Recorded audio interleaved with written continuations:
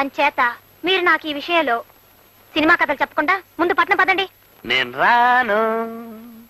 అయితే బయటికి వెళ్ళి పడుకోండి. నేను మీసం నమ్మకోండి.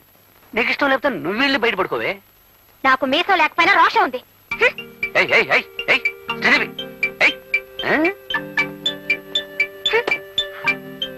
ఏమిటక్కా నువ్వు బయటకు వచ్చేసావా? ఏం చేసేది, ఆ బండ మనిషి మొండితనం మార్చలేకపోతున్నాను. మీ మరిది గారు అంతే, కొరకరాని కొయ్య. మనం వాళ్ళనేం చేయలేము. పోనీ ఒక పని చేద్దాం. నేను ఒక్కదాన్నే కాబట్టి నన్ను బయటికి పంపించేశారు. నువ్వు నాతో వస్తే ఆయనకే సిగ్గేసి బయటికి వెళ్ళిపోతారు. ఓహో అలాగా, సరే పద పద.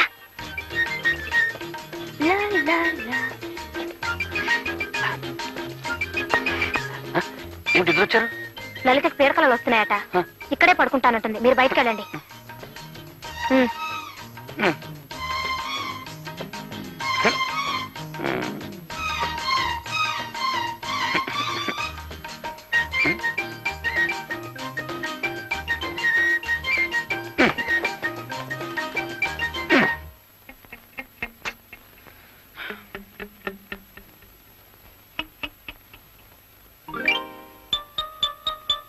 లలితాంబ, ఇక్కడ పడుకున్నావా?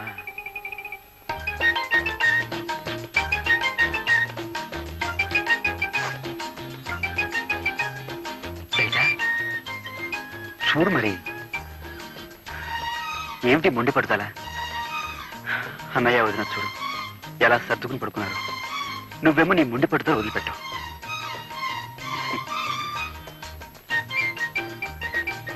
చూడు లలిత, యవ్వనం దాడిపోతే తిరిగి రాదు. ఈ వయసులోనే మనం పన్నెండు బిడ్డల కంటే వాడిని చూసుకుంటూ హాయిగా కాలం గడపచ్చు. చిచ్చర పుచ్చి, చక్క చిచ్చి, చిచ్చర పుచ్చి.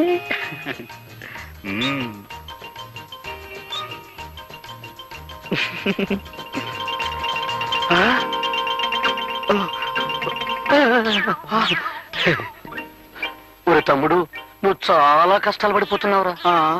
నువ్వు మాత్రం సుఖపడిపోతావేంటి? నీ అంత కాదనుకో. ఒరే, మన బతుకులు పాండవనవాసం అయిపోయాయిరా. వాళ్ళే నయవరా అన్నయ్య. అరణ్యవాసానికి వెళ్తూ వెళ్తూ భార్యను కూడా వెంట తీసుకుపోయారు. అయితే మనం ఇప్పుడు ఏం చేద్దాంరా?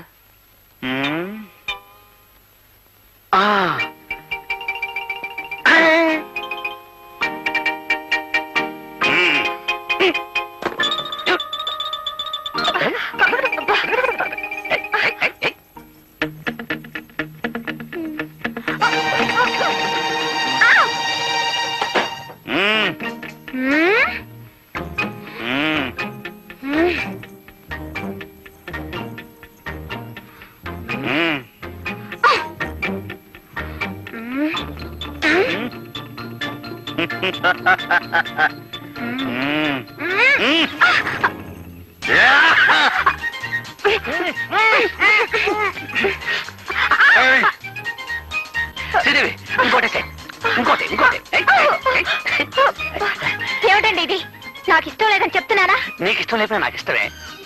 అంటే నన్ను రేప్ చేద్దాం అనుకుంటున్నారా? అంటే రేప్ అంటే బలాత్కారం చేయడం అర్థం.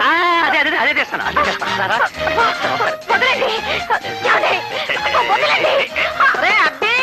ఏం గోరమ్మా ఇది?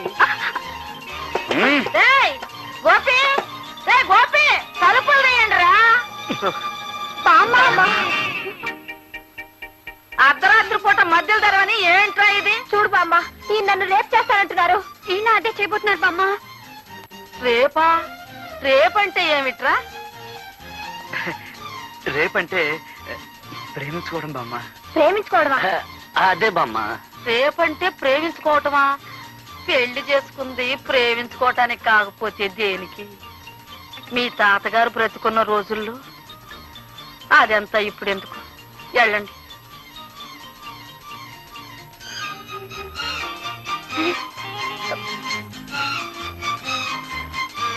ఆగండి. ఒరే, ఇవాళ ఏం వారం? శుక్రవారం కాదు?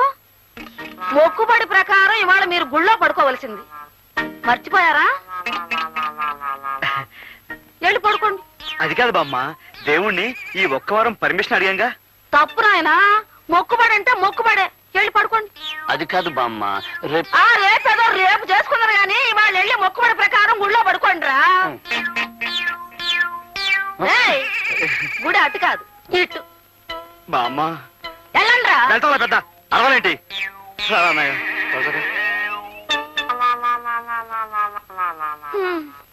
వీళ్ళకన్నీ వాళ్ళ తాత పోలికలే వచ్చాయి. అబ్బా,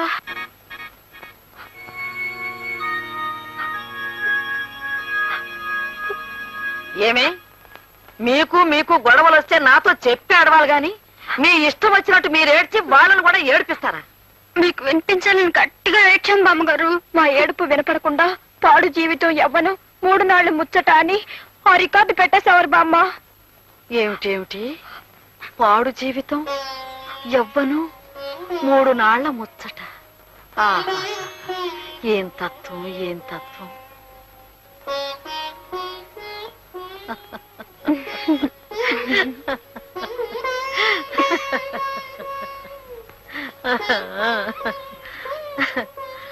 పిచ్చి పిల్లలారా, ఒక్క సంగతి చెబుతాను, వింటారా అమ్మా?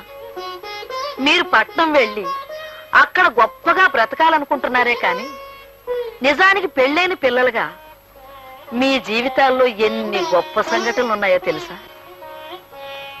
నెల తప్పిందని తెలిసి నిలువెల్లా పులకించి మాటే కరువవుతుందట ఇల్లాలికి. తన కడుపే పండనని మగడికి తెలిసే వేళ సిక్కేతో గర్వమంత మదనాలికి. సీమంతపు వేడుకలో ముత్తైదుల దీవెనతో మక్కువ రెండింతలోను చూలాలికి. పురిటి నొప్పులను గడచి కేరింతలు విన్న వేళ జన్మ తరించేననిపించును పురిటాలికి.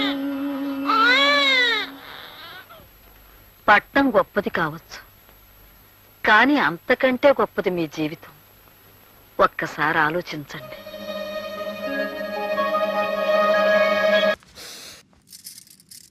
వాసన బాగుంది. ఏ సెంట్ ఆడతారేటి? ఎవరినైనా ప్రేమించారా? నా పర్సనల్ విషయాలు మీకు ఎందుకండి? మిమ్మల్ని చూస్తే ఎవరిని ప్రేమించినట్లేరు. ఎలాంటి అమ్మాయి కోసం ఎదురు చూస్తున్నారేటి? సన్నగా తెల్లగా అందంగా ఉండాలి, బాగా చదువుకుని కూడా ఉండాలి. చీ, దీని అమ్మ జీవితం ఒక్క క్వాలిటీ కూడా మనలో లేదు.